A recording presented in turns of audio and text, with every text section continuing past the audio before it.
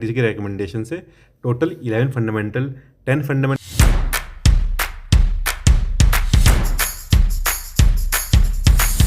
Hello everyone, स्वागत है आप सबका एक और नए लेक्चर में, जो कि होने वाला है लेक्चर नंबर 9, जिसमें हम बात करेंगे फंडामेंटल ड्यूटीज़ टॉपिक के ऊपर। ये वीडियो देखने के बाद आपके फंडामेंटल ड्यूटीज़ यानी आर्टिकल 51A से रिलेटेड जितने भी आपके डाउट्स हैं वो सब यहाँ पर क्लियर होने वाले हैं। सो वीडियो को बिना स्किप करें पूरा ज़रूर देखिए और चैनल को ज़रूर से सपोर्ट करें, सब्सक्राइब करें आर के मेथड्स कर, और इस वीडियो को ज़्यादा से ज़्यादा लाइक और शेयर करें। और अगर आपकी कोई भी क्वेरी है तो उसको कमेंट में ज़रूर पिन करें। सो बढ़ते हैं आज के लेक्चर नंबर 9 की तरफ। इससे पहले अगर आपने 8 लेक्चर जो हो चुके हैं उसकी प्लेलिस्ट आपको हमारे चैनल पर मिल जाएगी। अगर आपने अभी तक वो नहीं देखी है तो ज़रूर जाकर चेकआउट कर लें। सो बढ़ते हैं आज की वीडियो की तरफ। Fundamental duties of Indian citizen, यानी फंडामेंटल ड्यूटीज़ क्या क्या हैं इंडियन सिटीजन की। सबसे पहले बात करते हैं व्हाट आर फंडामेंटल ड्यूटीज़, यानी कि फंडामेंटल ड्यूटीज़ क्या हैं। Fundamental duties are defined as moral obligation to citizen to help promote spirit of patriotism and to uphold the unity of India. यानी फंडामेंटल ड्यूटीज़ एक ऐसी ड्यूटीज़ हैं, ऐसे morals हैं सभी सिटीज़न के लिए जो अपहोल्ड करती है, जो क्या तय करती है कि यूनिटी ऑफ इंडिया, इंडिया की एकता को दिखाती है, दर्शाती है, और एक स्पिरिट पैदा करती है पैट्रियोटिज्म यानी देशभक्ति की एक स्पिरिट पैदा करती है। कौन? Fundamental duties.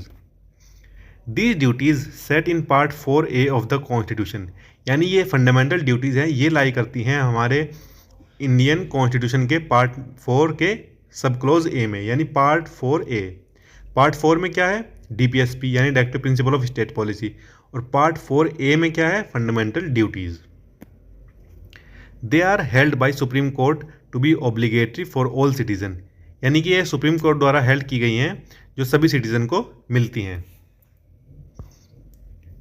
आगे बात करें, fundamental duties are included in constitution by the 42nd amendment act 1976, यानी ओरिजिनली फंडामेंटल ड्यूटीज़ हमारे कॉन्स्टिट्यूशन में नहीं थी। इनको 42nd अमेंडमेंट जो कि 1976 में हुआ था, उस अमेंडमेंट के द्वारा इनको ऐड किया गया था हमारे कॉन्स्टिट्यूशन में। It is incorporated the fundamental duties by inserting a new article 51A below article 51 and which belongs to part 4A, यानी इसको जो अमेंडमेंट किया गया था 42nd अमेंडमेंट 1976 में, उसके बाद इसको पार्ट 4A में रखा गया। और आर्टिकल कौन सा है इसका? आर्टिकल 51A, यानी आर्टिकल 51A पार्ट 4A में क्या है? Fundamental duties. The recommendation were passed in 1976 and came into effect on 3 जनवरी 1976, यानी जो रिकमेंडेशन थी और अमेंडमेंट था वो हुआ था 1976 में, और जो इफेक्ट में आई थी यानी कि लागू की गई थी, वो लागू करी गई थी 3 जनवरी 1977, यानी 3 जनवरी 1977 को ये लागू की गई थी क्या? Fundamental duties. आगे बढ़े, ओरिजिनली 10 इन नंबर थी, यानी जब पहली बार इसको अमेंड करके ऐड किया गया था कॉन्स्टिट्यूशन में, तब हमारे पास थी 10 फंडामेंटल ड्यूटीज़। लेकिन फिर 86 अमेंडमेंट किया गया 2002 में, यानी 86 अमेंडमेंट 2002 में किया गया। पहला कब किया गया था? 42nd अमेंडमेंट 1976, और फंडामेंटल ड्यूटीज़ को ऐड किया गया 10 को। फिर 2002 में 86वां यानी 86 अमेंडमेंट किया गया, जिसके तहत एक और फंडामेंटल ड्यूटीज़ ऐड की गई। सो अब टोटल हमारी फंडामेंटल ड्यूटीज़ कितनी हैं आज के टाइम पे? 11, यानी 11 फंडामेंटल ड्यूटीज़ हैं आज के टाइम पे हमारे पास। These duties were meant to bring our constitution in line with the universal declaration of human rights and the constitution of Japan, China and USSR। यानी जो फंडामेंटल ड्यूटीज़ हैं ये सब हमने कहाँ से लिए हैं? USSR से। It was adapted based on, यानी जो अडोप्ट की गई थी, यानी कि जब इसका अमेंडमेंट हुआ था फंडामेंटल ड्यूटीज़ का, सो ये किस कमेटी के बेस पे, ये यहाँ से आपका काफ़ी इंपॉर्टेंट क्वेश्चन हो जाता है कि ये क्वेश्चन आपका जरूर से हो सकता है एग्जाम में आए कि किस कमेटी से फंडामेंटल ड्यूटीज़ को अडोप्ट किया गया था, यानी किस कमेटी की रिकमेंडेशन थी फंडामेंटल ड्यूटीज़ को ऐड करना। सो वो कमेटी थी स्वर्ण सिंह कमेटी। सो आप लोग ध्यान रखेंगे, स्वर्ण सिंह कमेटी की रिकमेंडेशन से फंडामेंटल ड्यूटीज़ ऐड की गई थी। अब बढ़ते हैं बात, फंडामेंटल ड्यूटीज़ पढ़ेंगे हम एक एक करके। टोटल 11 फंडामेंटल ड्यूटीज़ हैं, सबको एक एक करके पढ़ेंगे। The fundamental duties of every citizen of India according to are, first fundamental duty है to abide by the constitution and respect its ideals and institutions, national flag and the national anthem. यानी हमको जो हमारा constitution है या फिर उसमें जितने भी आइडियल्स लिखे हैं या फिर जो भी हमारे कॉन्स्टिट्यूशन के अंडर जितने भी इंस्टीट्यूशन आते हैं, हम सबको उनकी रेस्पेक्ट करनी है।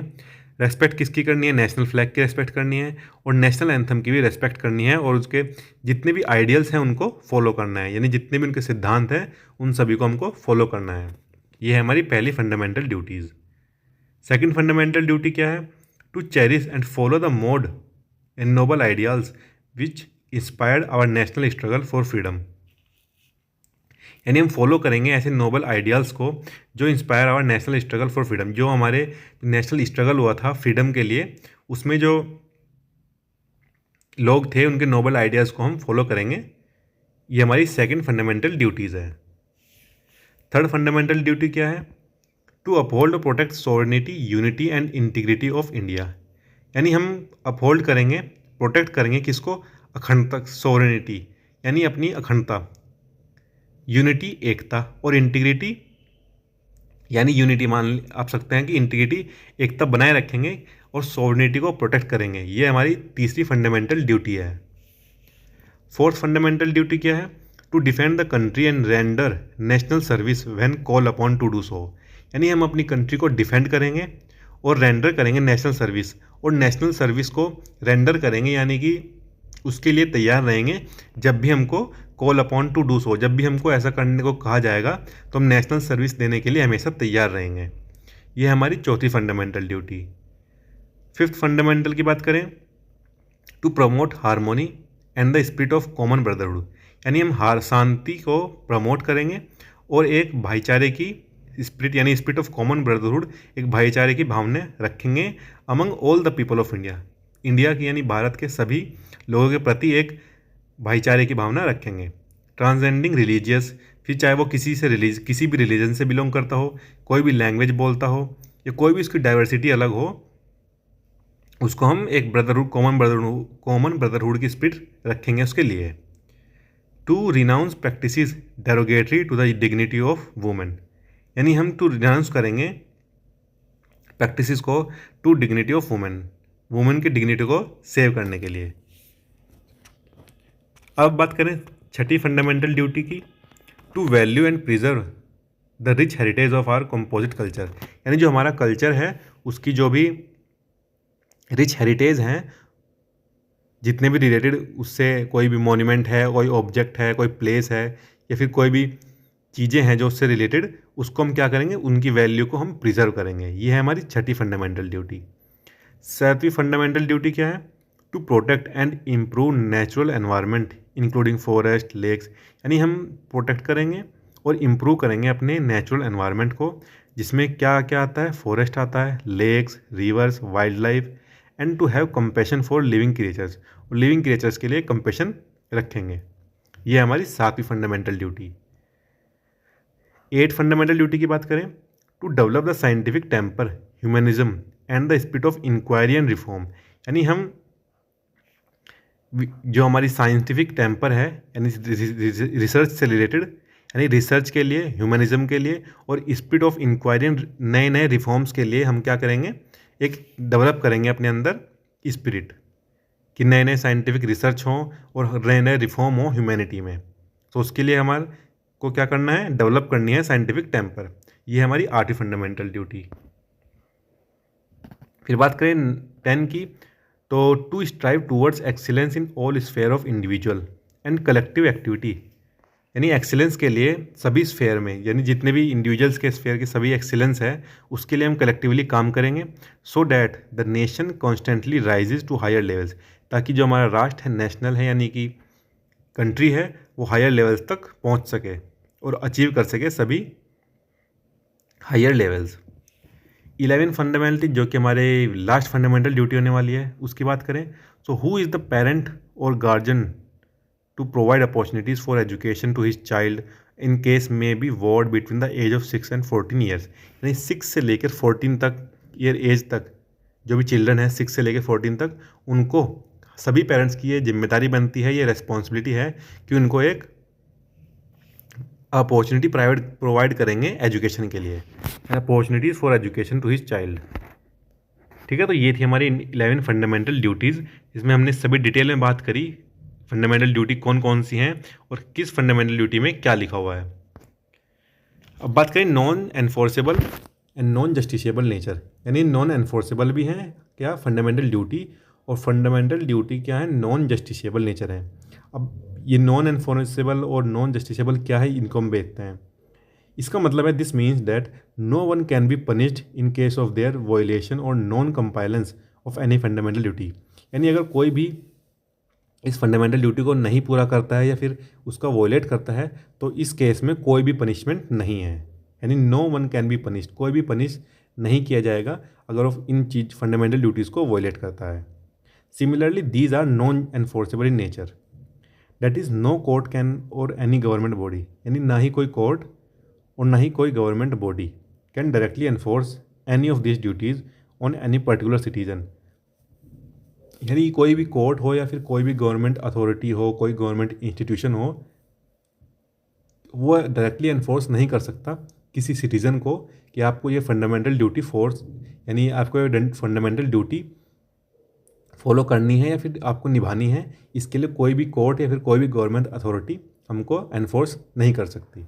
ये है नॉन एनफोर्सेबल और नॉन जस्टिसेबल। ठीक है, तो ये थी एक छोटी सी वीडियो जिसमें हमने कंप्लीट फंडामेंटल की ड्यूटीज़ के बारे में आपको यहाँ पर बात की, एक एक फंडामेंटल ड्यूटीज़ के बारे में पढ़ा हमने, और ये भी पढ़ा कि ये फंडामेंटल ड्यूटीज़ किस लिए इम्पोर्टेंट हैं और जो हमारे फंडामेंटल ड्यूटीज़ किस आर्टिकल के अंदर आती हैं, तो आर्टिकल 51 के अंदर आती हैं, और कौन से पार्ट के अंदर, तो आर्टिकल 4A पार्ट के अंदर लाई करती हैं। किस कमेटी के रिकमेंडेशन से हुई थी, सो वो हुई थी सोन सिंह कमेटी।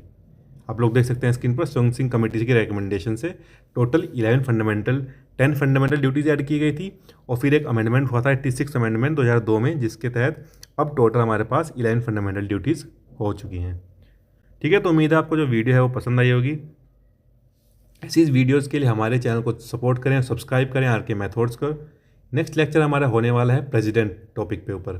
प्रेसिडेंट कौन कौन से प्रोविजंस हैं, एज लिमिट क्या है, क्या इलेक्टोरल कॉलेज है उनका, यानी किस तरह इलेक्शंस होते हैं और किस तरह वो चुने जाते हैं प्रेसिडेंट, इस सब के बारे में बात करेंगे नेक्स्ट वीडियो में, जो कि होने वाला है लेक्चर नंबर 10।